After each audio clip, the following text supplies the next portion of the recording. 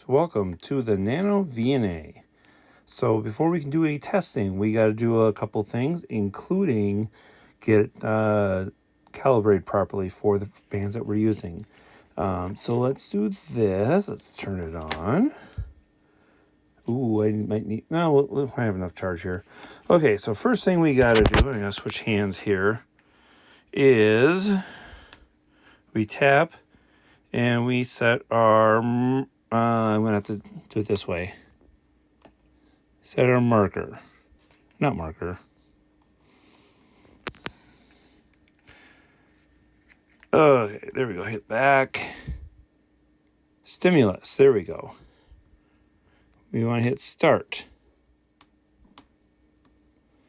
The start of it, we want to be at, and let's start with, let's do both of them.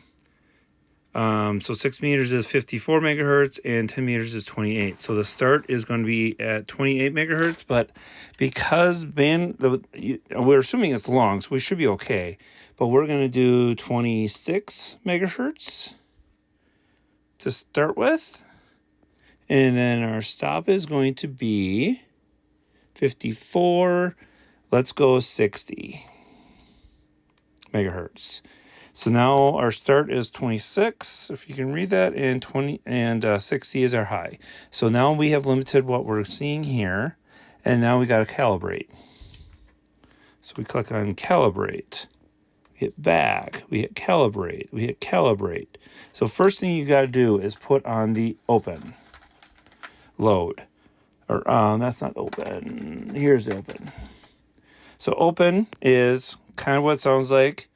It might be hard to see in these videos here, but you can kind of sort of see that there is nothing in there. The pin can't touch anything. That is considered open. So we screw that on and we hit open. We let it go through. Now it wants to short. Well, short is exactly what you think it might be. It's a short. So if I can get that to zoom in, all there is a pin in there.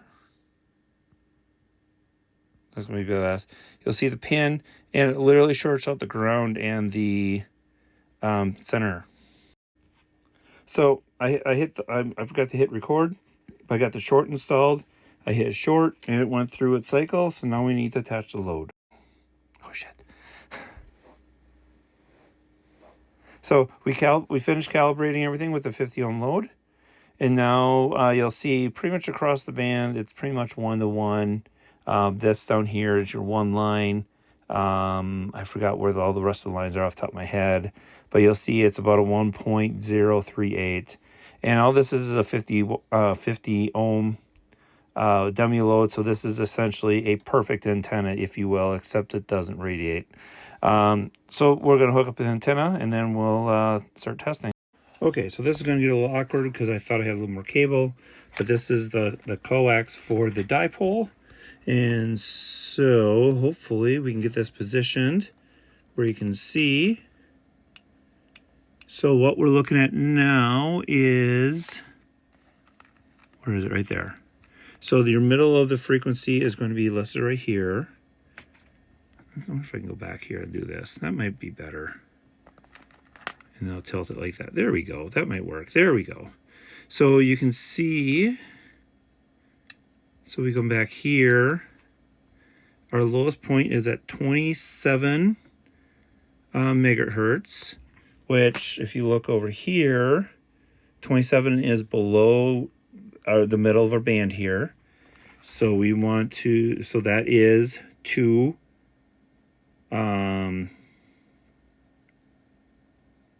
Hold on. So yeah, so our antenna, like I suspected, is too long.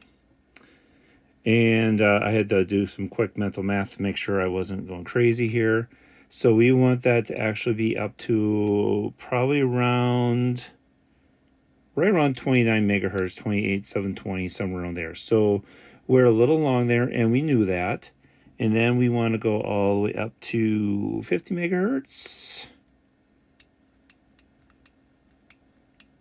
So this is our lowest point right here at 50.14. which actually puts us right at the CW section here of 6 meters. But again, it is a little long. Ideally, we are going to be sitting at about 52 megahertz. So again, we got to trim some off. But we don't need to trim off too much. So let's go. So I always have to think about in my head. If it's too long, it will be at a lower megahertz. And if it's too short, it will be at a higher megahertz. Your goal is not too high, because measure, the whole saying, measure once, cut, or measure twice, cut once. Because if you're too short, yeah, it's wire, you can fix it, sort of, but honestly, it gets more difficult.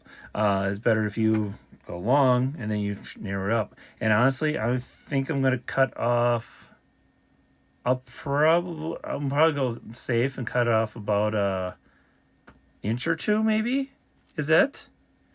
And I think that might be enough. I'm debating. I think maybe on the 10 meter cut off 2 inches, and on the 6 meter, now I'll probably cut off an inch there, and then we'll see how things fall. You'll get a great view of me here, but here, this is what I mean.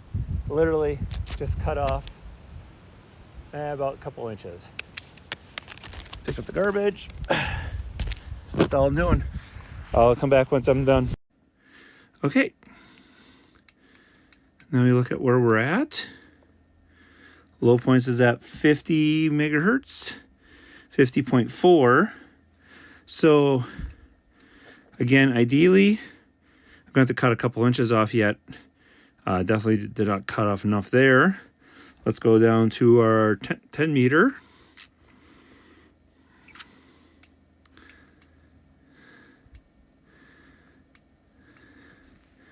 27.7. So nothing changed. So let's I'm going to recalibrate and then we'll come back. Okay, so this is what I mean by trimming off too much. See, now my center frequency is 53 megahertz, which is towards the end of the 6 meter band. But, and this is where you got to remember tuners exist. At 50 megahertz, actually at your highest point here, at 50.8 megahertz, you're still pushing 1.7 SCBR, which is very easily tuned. So there, you are good there. Ultimately, I'm not touching it anymore. I'm not adding anything else. We're just going to leave it. So now let's go back down to 10 meters here at we're still at 12.7 or 27. Let's do this, and let's. I'm going to recalibrate down to just 10 meters, and then we'll calibrate from there. Okay, so you can see much better here now that we are at 27 megahertz, which is outside of the ham band. We're too low, so we're still too long. If we start coming back over to 28 megahertz at the low end of the band, if we go back a little bit, we're at about 1.5 to 1, which is good. And then we come to the other end of the band, which is 29.7, which is about right here. We're at 2 to 1. So we're still long. I'm going to cut a couple more inches off, and we're going to see where it falls. Okay, so we are running into an issue where I think we're interacting with some of the other wires right now. And that is why things are not moving as much as I want it to. So I'm going to play with it, and then I'll come back because I only have a few seconds left of this video. So I'm going to wrap this video up here. Come back for the next part to see what I had to do in the end.